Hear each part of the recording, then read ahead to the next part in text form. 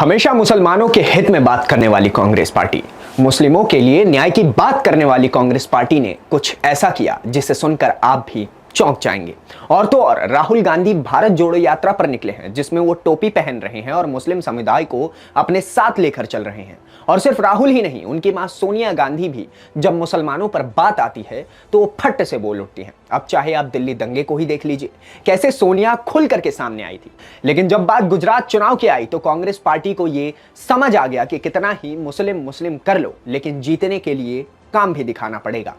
तभी तो गुजरात के टिकट के बंटवारे में कांग्रेस ने मुसलमानों को पीछे छोड़ दिया। अगर 1995 के गुजरात चुनाव की बात करें तो कांग्रेस ने उस समय 10 या उससे अधिक मुसलमानों को चुनावी मैदान में उतारा था।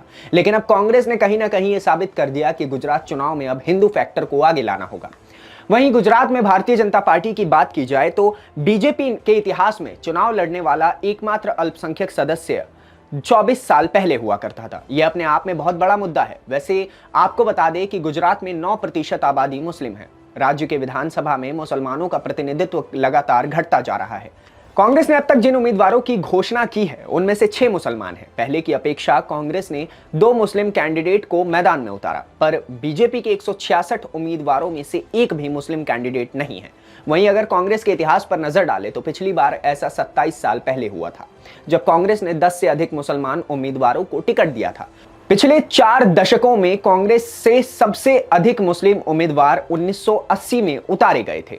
तब कांग्रेस ने 17 मुस्लिम उम्मीदवारों को टिकट दिया था। उस समय पूर्व मुख्यमंत्री माधव सिंह सोलंकी ने अपना KHAM फैक्टर यानी कि छतरी हरजन अहमद मुस्लिम आदिवासी फैक्टर लागू किया था, जिसका रिजल्ट पॉजिटिव आया था और मतदाताओं ने विधानसभा में 12 मुस्लिम उम्मीदवारों को जिताकर भेजा था।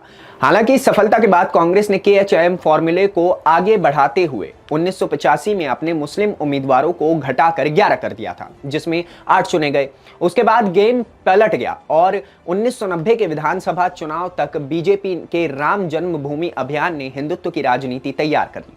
बीजेपी और उसमें सहयोगी जनता दल ने उस चुनाव में कोई मुस्लिम उम्मीदवार नहीं उतारा और कांग्रेस ने 11 को मैदान में उतारा, जिनमें से केवल 2 ही जीत पाए। अगर 1995 की बात करें तो उस समय कांग्रेस से जिन 10 मुस्लिम उम्मीदवारों को चुनावी मैदान में उतारा गया था वो सभी हार गए थे।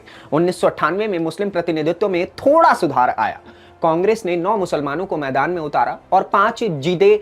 बीजेपी ने 1 मुस्लिम को उस समय पे उतारा था और जो कि हार गया था। बीजेपी के पार्टी से उसके बाद से मुसलमानों को अब तक बीजेपी ने एक भी टिकट नहीं दी। बाकी आपका क्या सोचना है इस धार्मिक राजनीति के बारे में जो हर पार्टी आज के समय में कर रही है, हमें कमेंट सेक्शन में बताएं। मिलते हैं अगली वीडियो में, तब तक के लिए दीजिए इजाजत। धन्यवाद, नमस्कार।